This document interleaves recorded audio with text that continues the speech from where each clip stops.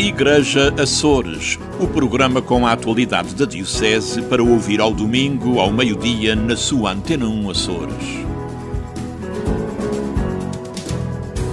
Bem-vindos ao programa de rádio Igreja Açores, no dia em que a região e o país vão a votos e, consequentemente, os cidadãos são chamados a pronunciar-se num ato de cidadania e de dever cívico. O voto é uma maneira de revalorizar a política e uma das formas mais preciosas da caridade, porque busca o bem comum, como nos lembra o Papa Francisco na encíclica Fratelli Tutti. Amanhã começa o retiro dos padres da Diocese, seria o segundo turno, mas o da semana passada, o primeiro, que se realizaria em São Miguel, foi cancelado devido à pandemia. Agora, os padres diocesanos têm a possibilidade de fazer este retiro, que começa esta segunda-feira e se prolonga até o próximo dia 4 de fevereiro, no Seminário Episcopal de Angra. Podem participar presencialmente ou através da plataforma Zoom. Os que o fizerem de forma presencial devem inscrever-se na Cúria.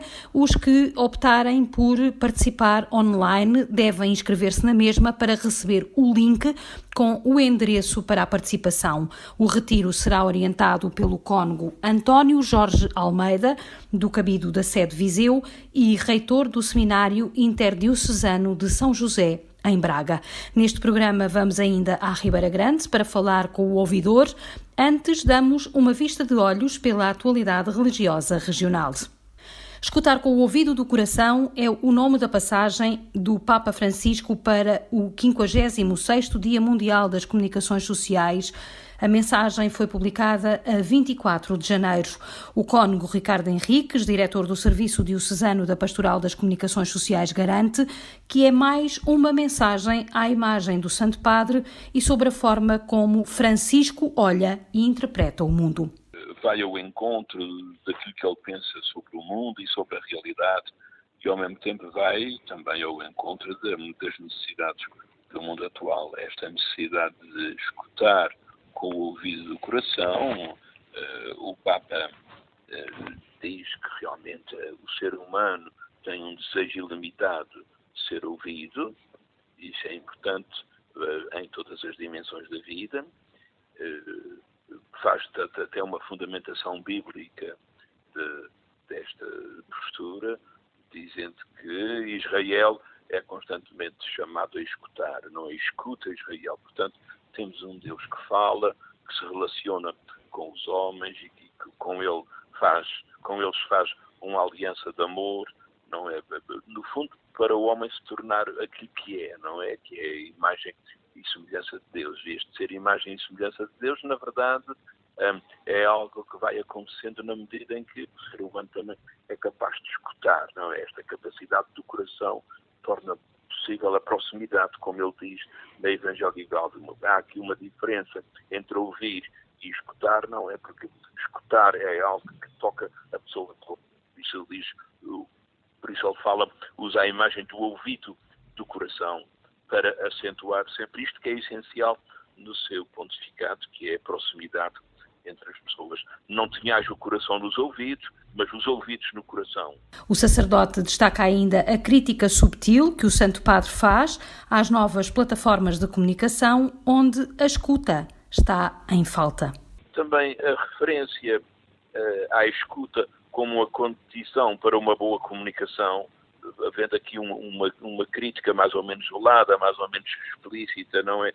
A esta espiolhagem que acontece nas redes sociais, não é? Que muitas vezes são usadas só para o mexerique, só para perceber, para tentar ter informações sobre o que é que se passa na vida dos outros. Portanto, sendo uma instrumentalização que vai ao encontro dos interesses de cada um e não tanto essa comunicação face a face, não é? Como Deus tem connosco. Por isso mesmo, ao nível mesmo até do jornalismo e tudo, é muito importante estar atento sempre às razões do outro, na feitura de uma notícia, ouvir todas as partes, estar acima de posturas de caráter ideológico, não é? Em que muitas vezes o próprio jornalista tem a tentação que aquele que é entrevistado ou que fala, que vá ao encontro do seu ponto de vista. Depois de, em 2021, o Papa pedir aos jornalistas que gastassem as solas dos sapatos numa forma de jornalismo mais presente, ao jeito do testemunho, o Papa Francisco pede agora que a escuta com o coração seja privilegiada em contexto de comunicação.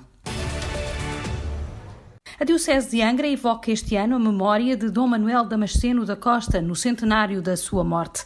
O 33º Bispo de Angra faleceu a 27 de janeiro de 1922 e pautou o seu curto episcopado de 8 anos por 3 pastorais sociais, ainda atuais, garante Susana Goulart Costa, professora da Universidade dos Açores. Uma que é de 1916, em que ele claramente, pelo seu discurso escrito, os açorianos para terem calma relativamente à guerra. As notícias circulavam, nós sabemos que havia a circulação de submarinos alemães nas costas do Atlântico junto aos Açores, e ele faz uma pastoral a pedir ao povo açoriano que tenha calma devido ao conflito mundial que estava a amedrontar todo o mundo. Depois, em 1917, faz uma pastoral também muito interessante e parece muito atual sobre a questão da família e do alcoolismo que prejudicava os bons ambientes familiares. E em 1918, e que já que estamos em vésperas eleitorais, ele lança uma pastoral sobre o dever dos católicos votarem e, nas palavras dele, não cometerem o erro da abstenção. E, portanto, estas 3 pastorais, uma sobre as questões da guerra, outra sobre a família e o alcoolismo e outra sobre o aconselhamento da não abstenção no voto político, acaba por ser 3 ideias extremamente importantes para este bispo. Apesar de poucos anos no arquipélago, Dom Manuel Damasceno deixou um marco importante na história da Diocese por ser um bispo muito presente. Este é um bispo bastante relevante e com medidas muito, muito interessantes. Eu até penso que poderia salientar 4 ideias-chave. Em primeiro lugar, foi a preocupação que ele teve relativamente à recuperação do seminário de Angra. Na sequência da República, a partir de 1910, o seminário de Angra, que estava instalado no convento de São Francisco, deixa de ter lugar, é expulso. E, portanto, o Dom Manuel Damasceno da Costa vai ter como uma das suas principais missões encontrar um local para receber os seminaristas que seja condigno. Ele escolhe o Solar dos Condes da Praia, em Santa Luzia, acaba por não ver a edificação deste espaço, mas ao longo do seu episcopado tem esta missão muito presente para reconstituir o seminário. Uma segunda ideia que também me parece muito importante é a educação catequética, que ele salienta de forma muito interessante que não deve ser apenas direcionada para as crianças.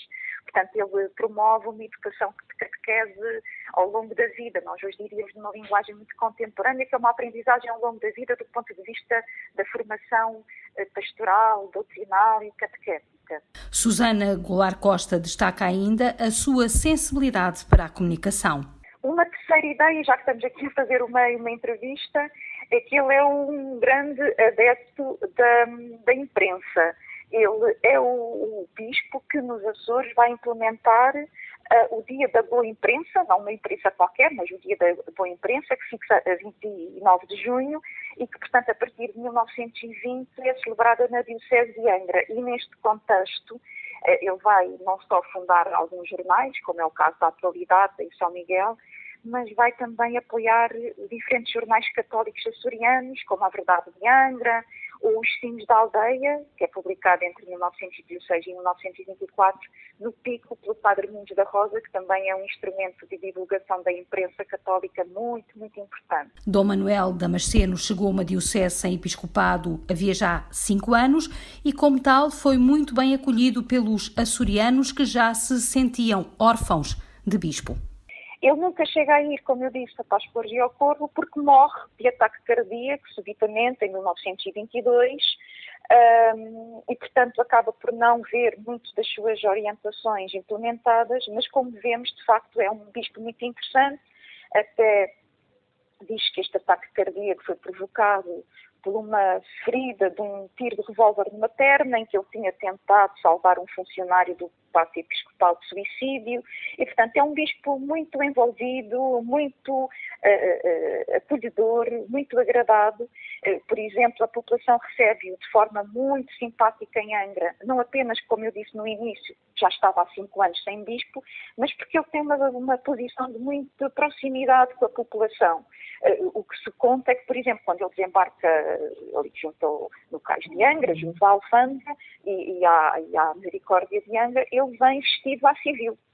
E depois dirige-se para a Igreja da Misericórdia de Angra e é aqui que veste os hábitos talares e depois vai em cortejo pela Rua Direita e pela Rua da Sé até à Sã de Angra para ser a sua primeira missa. Mas, portanto, toda a população de Angra fica extremamente surpresa como é que aquele bispo desembarcava vestido à civil e sem os hábitos episcopais.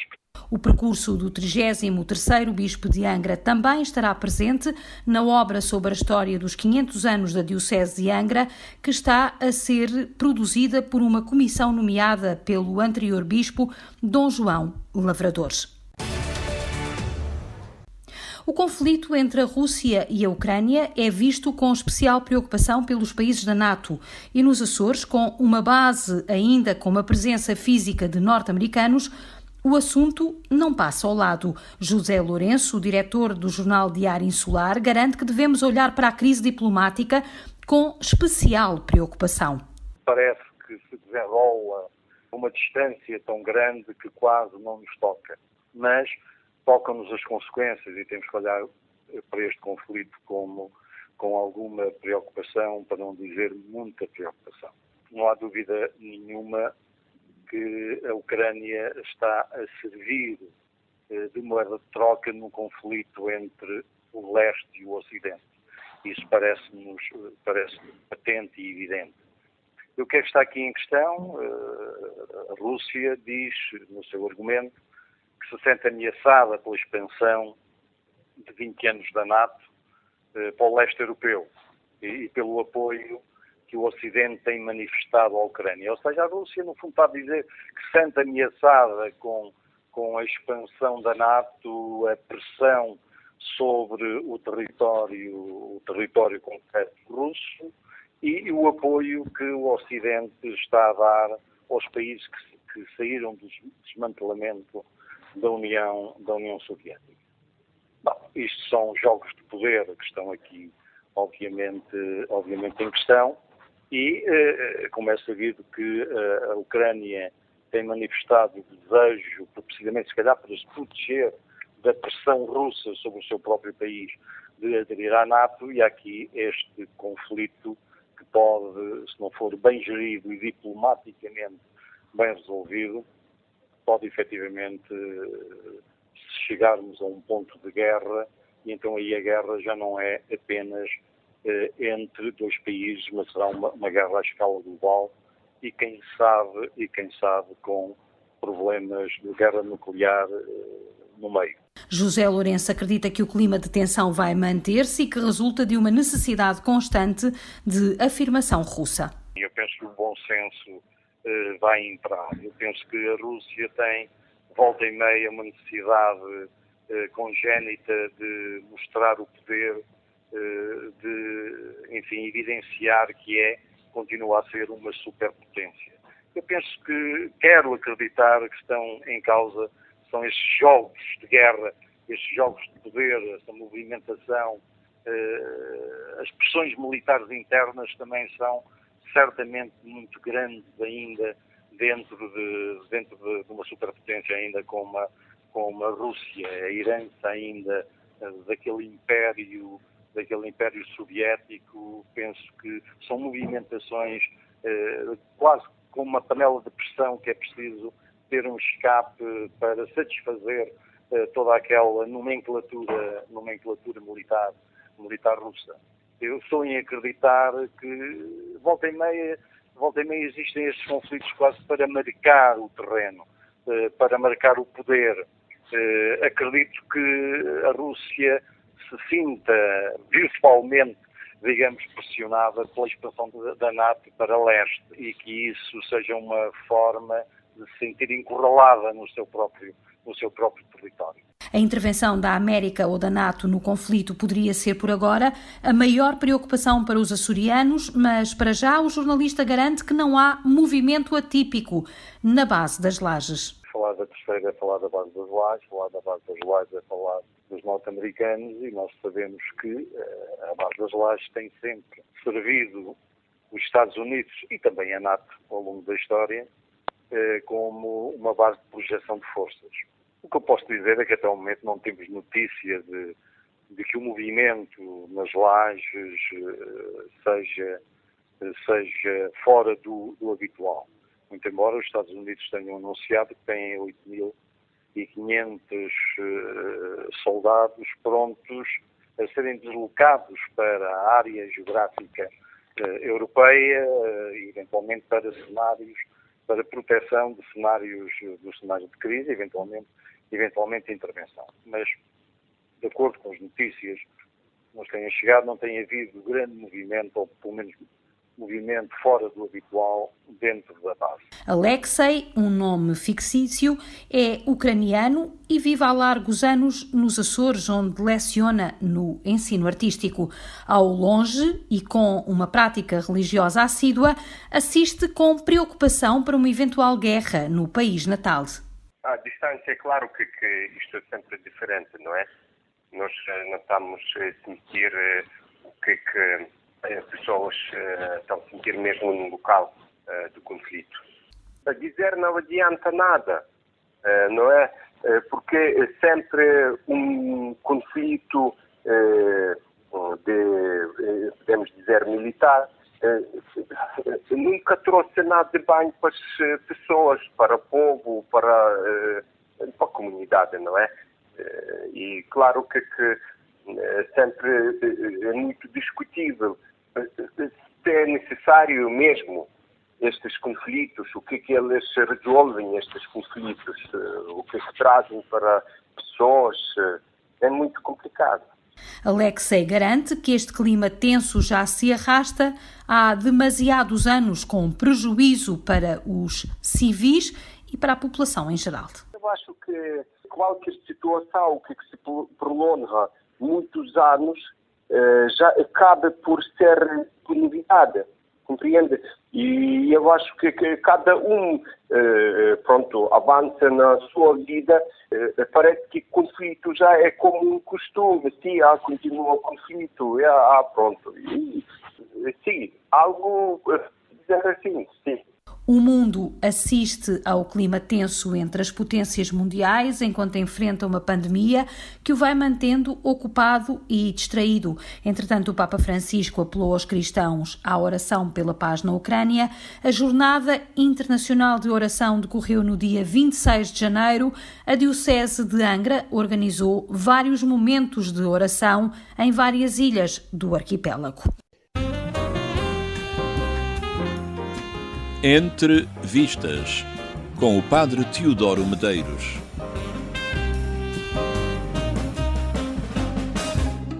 O Bom Patrão é um filme que está nas salas de cinema. A história anda à volta do dono de uma fábrica, disposto a tudo para que esta receba um grande prémio. O ator é Javier Bardem, o registro é de comédia e crítica social, algo que é conseguido na apresentação das muitas desventuras do ambicioso patrão. É ele a figura do filme, sem dúvida. Um homem primário e vaidoso que esconde o seu egoísmo atrás de sorrisos e frases feitas. Vai-lhe acontecer de tudo um pouco. O funcionário que ele despediu monta o seu protesto em frente à fábrica no pior momento possível.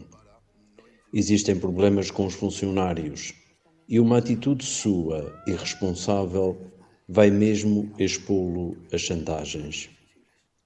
A ação decorre escorreita, mas sempre em registro cômico. O Bom Patrão é uma pessoa má e hipócrita e sabe por isso muito bem vê-lo em tantas aflições e embaraços. E até se dá de barato o aspecto mais realista do filme. Os ambiciosos, os sem escrúpulos, conseguem muitas vezes aquilo que querem. Boa visão, boa semana e um santo domingo para todos.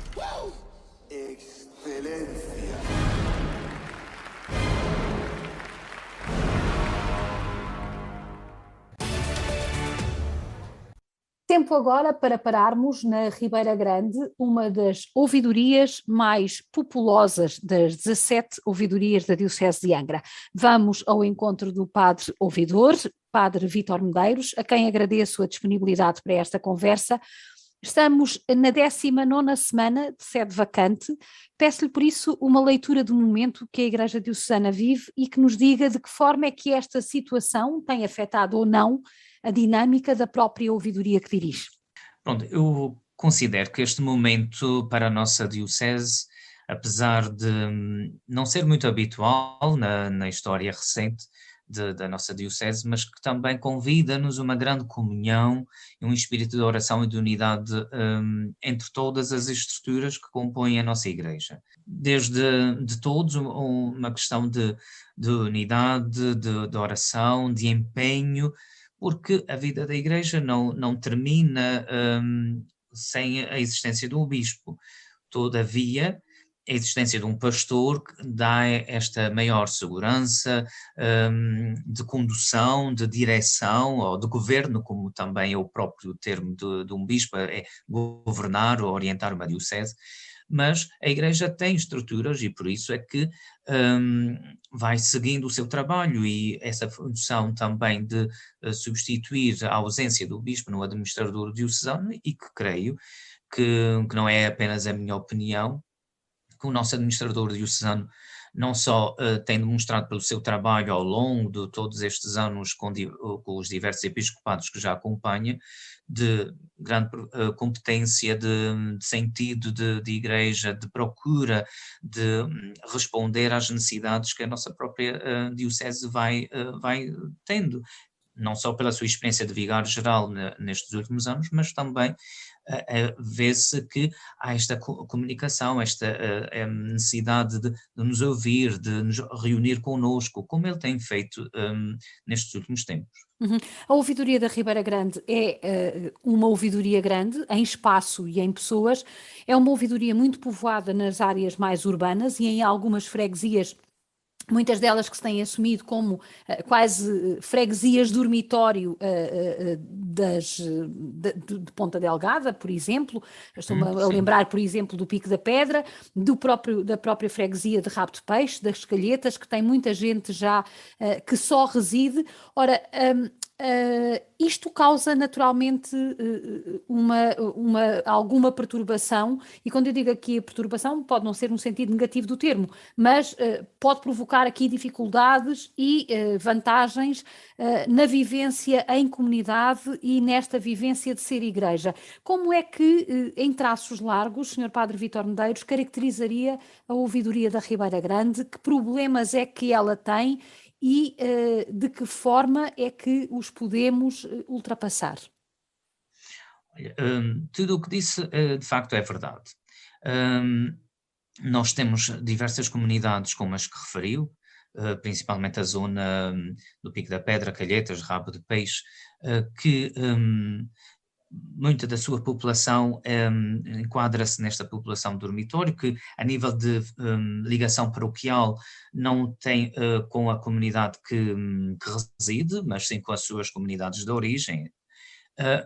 E de facto é uma dificuldade às vezes chegar a todas estas pessoas e de fazê-las também participar naquilo que são as nossas ou iniciativas ou vida comunitária paroquial. Mas isso vê-se também nas restantes comunidades, porque muita gente trabalha já fora da sua residência, como é normal, e do núcleo fundamental da ouvidoria, da cidade da Ribeira Grande e das comunidades que a compõem. Mas nós temos consciência que temos um núcleo central de cada comunidade, de leigos, de paroquianos que participam e que se empenham na comunidade, e que temos aqueles que são mais, digamos assim, volantes, ou seja, que não é com uma participação digamos, dominical ou muito contínua, mas que ainda existe. Um dos pormenores, ou dos problemas, queria eu dizer, que nós verificamos é esta ausência de participação em diversas atividades ou de vida comunitária, mas temos também alguma dificuldade na comunicação, digamos assim. Não é porque não existem ou não existam meios de comunicação social, das redes sociais, de novas formas de chegar através dos mass media ou até mesmo dos tradicionais boletins paroquiais que se distribui por toda a comunidade. Essa comunicação existe, faz-se, mas depois uma comunicação de experiência comunitária, é aqui que eu queria realçar a diferença de um testemunho, experiência e vivência comunitária. Ela existe na área da catequese ainda, e bem, e estamos felizes por isso, mas depois, quando se fala de movimentos paroquiais ou quando se fala de ações comunitárias, de envolvência de toda a comunidade, aí já não há uma ligação tradicional, falha algumas coisas, não há aquele sentido de pertença, não há um sentido mesmo forte de pertença comunitária e pronto, e para nós isso é uma dificuldade que verificamos, para além dos problemas sociais, de alguma cariz de pobreza, de falta de situação socioeconómica mais débil, de problemas a nível da educação. Ribeira Grande é de facto um concelho e a ouvidoria da Ribeira Grande em causa, que é uma parte, digamos assim, cidade e a zona de oeste do concelho, que é a ouvidoria da Ribeira Grande, tem problemas a nível da formação, da educação, de abandono escolar, tem problemas de força social com o consumo de toxicodependência e outros problemas que vão surgindo, nomeadamente algumas situações de carência ou de saúde mental que se vai verificando muito também a parte da juventude e das famílias, que agravado até para esta situação pandémica. Era isso que eu lhe ia perguntar, justamente, não é? De que ponto é que esta pandemia também ainda veio pôr a nu mais essas fragilidades que a própria ouvidoria já sentia? Saliento e de que maneira? Primeiro, porque a ouvidoria da Ribeira Grande tem sido nestes 2 anos muito fustigada pela questão da pandemia e dos isolamentos. Depois, mesmo quando houve a abertura e o retomar das atividades pastorais e da vivência comunitária, nunca foi sempre uma coisa contínua. Começava, fechava, e ainda não voltamos àquilo que era o nosso anterior normal, digamos assim. Verificou-se uma quebra na participação nas atividades pastorais.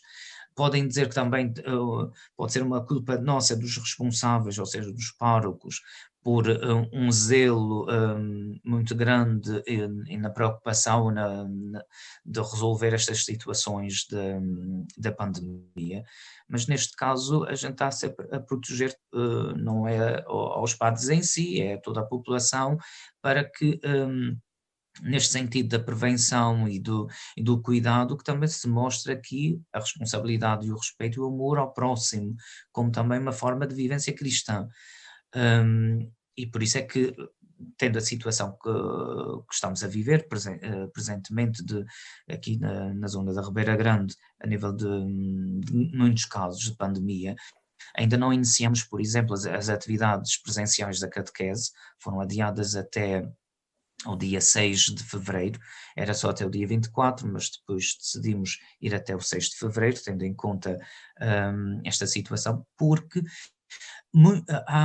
só posso dar o exemplo da escola onde tenho ligação, são mais de 300 alunos em isolamento da minha escola, por exemplo, E isso, nas catequeses, como tem crianças e adolescentes de várias escolas, de vários grupos, ia-se sentir um afastamento ou um agravamento da situação e de isolamento que depois nós, como igreja, não teríamos forma de apoiar ou tentar resolver, de comunicar com os pais, de tentar ver com quem é que estavam, com quem é que não estavam naquele momento. Essa situação torna-se também para nós e para os catequistas complicado resolver.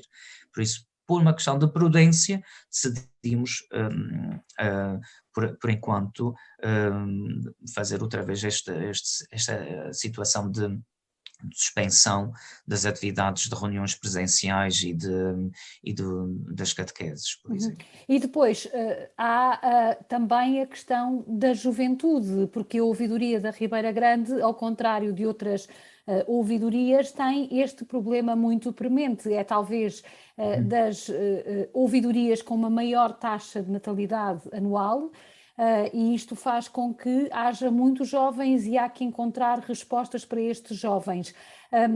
Estamos a conseguir ser o porto de abrigo, e quando digo estamos a conseguir não é um plural majestático, é nós, Igreja, estamos efetivamente a conseguir ser o porto de abrigo para dar uma resposta às necessidades da juventude? Isso é o nosso desejo. Não sei se em todos os lugares, em todas as dioceses e ouvidorias, no caso da Ribeira Grande, eu tenho consciência que nós tentamos, mas não estamos a atingir os nossos objetivos. Por exemplo, julgo que neste momento nunca tivemos tão pouquinhos grupos de jovens, por exemplo, ativos na ouvidoria, e todos os párocos e mesmo os responsáveis dos movimentos juvenis, quando nos reunimos ou falamos sobre o assunto, mostramos que hoje estamos a ter muito mais dificuldades em garantir a manutenção dos grupos, não só por uma sobrevivência de haver número, mas de congregar, de fazer juntar. Estamos com a expectativa de que com estas atividades que se está a desenvolver à volta da Jornada Mundial da Juventude, que possa dinamizar os jovens a tomar um outro gosto. Não, com isto quero salientar uma coisa: não estamos a dizer que os jovens não tenham fé ou que não participam na igreja.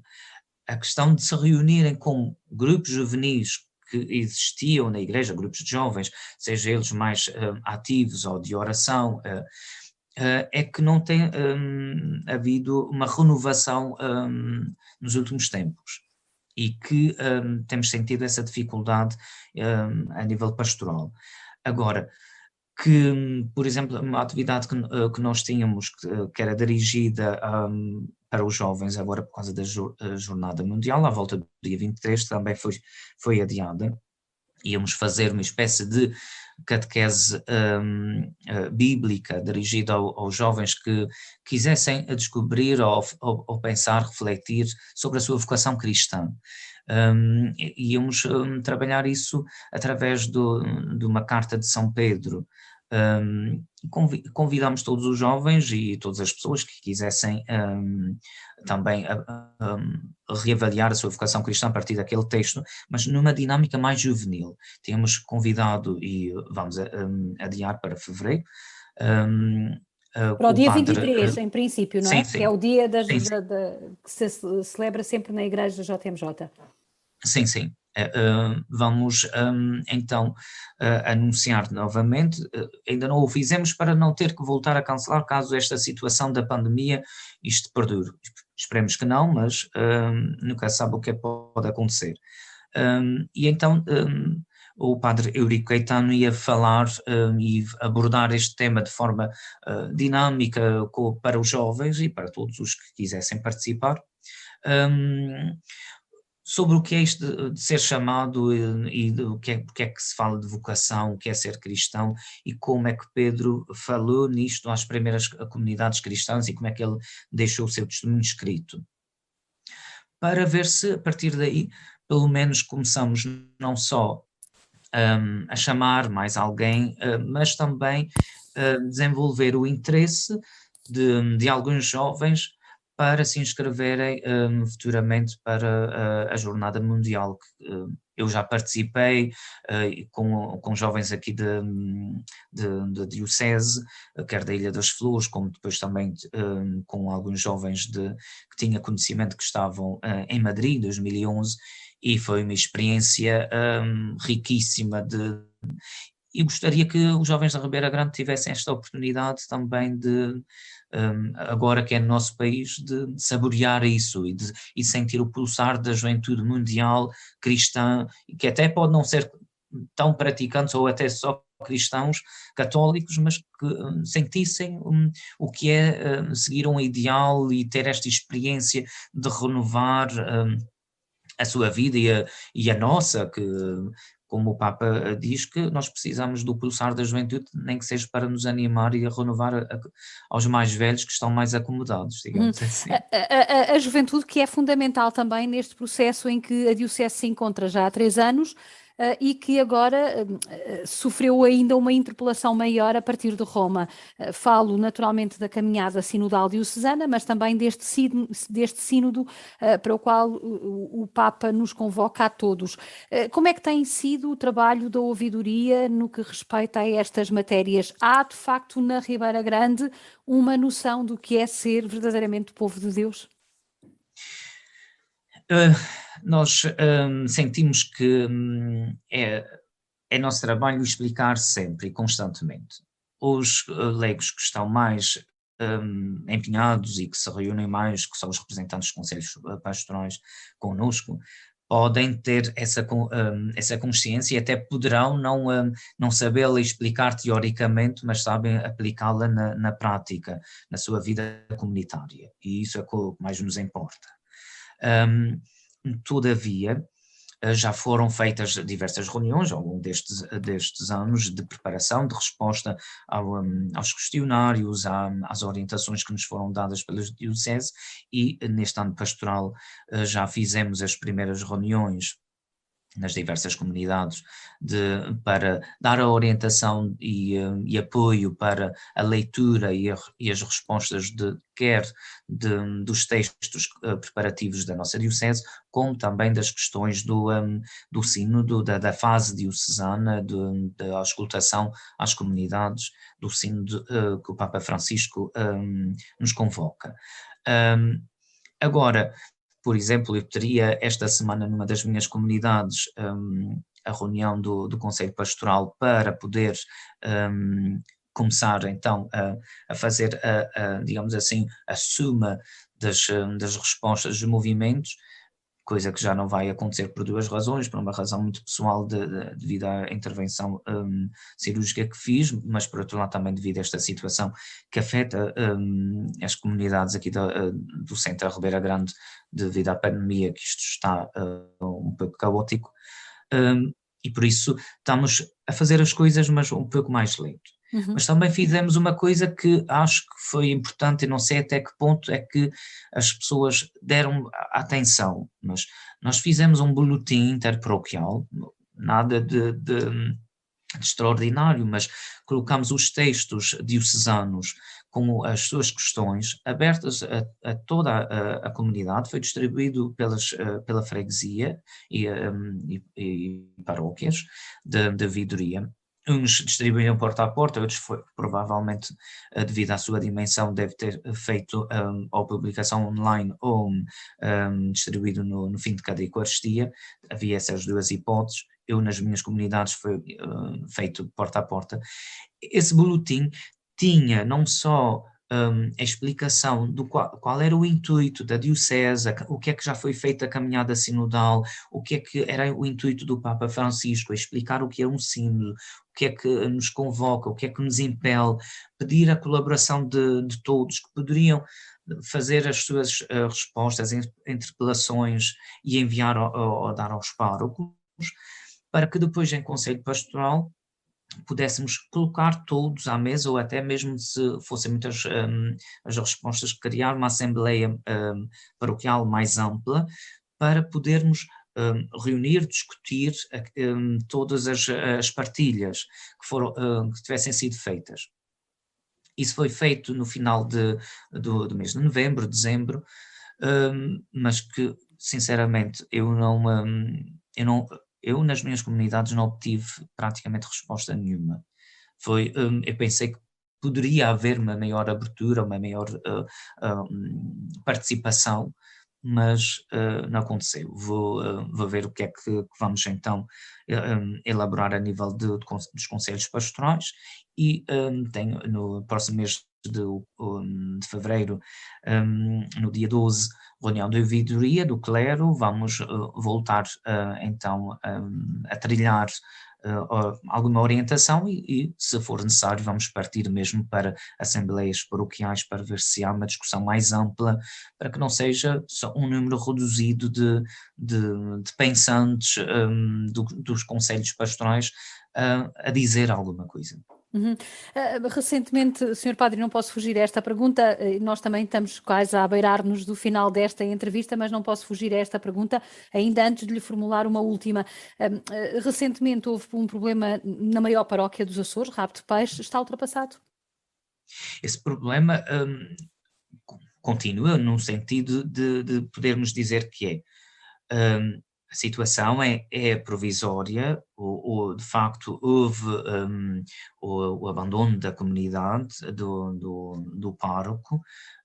A situação canónica em sede vacante só nos permitia, o que tem sido feito até agora não é a melhor solução, mas é possível, mas está a funcionar. E não estou a falar em causa própria, sendo eu agora digamos, o responsável pela comunidade, pela administração paroquial, mas tem diversos sacerdotes de ouvidoria que estão a colaborar, a quem eu publicamente agradeço a dedicação e o serviço do Padre José Otávio, do Padre João Arlindo e dos meus colegas de ouvidoria e de outros que são convidados ou para presidir alguma celebração ou fazer algum serviço, que têm sido muitos. E que essa disponibilidade vai ajudando a manter os serviços, podíamos usar uma linguagem muito atual, os serviços mínimos necessários numa vida comunitária para que possa viver, mas eu também não posso esquecer os leigos que existem na comunidade e que fazem a vida paroquial e que sustentam a comunidade. E não depende só de mim ou dos sacerdotes, depende também de todos aqueles leigos, homens e mulheres cristãos que se empenham e dedicam à sua comunidade o seu tempo e a sua experiência. O senhor, de resto, tem uma comunidade muito específica na sua ouvidoria, nas Calhetas, um mosteiro, o único mosteiro de clausura dos Açores. Isto certamente também dará uma visão diferente numa ouvidoria onde, enfim, não tem havido muitas vocações ultimamente. Esta ouvidoria, a nível de vocações sacerdotais, tem tido um bom número, digamos assim, tendo em conta o nosso panorama geral, mas recentemente não.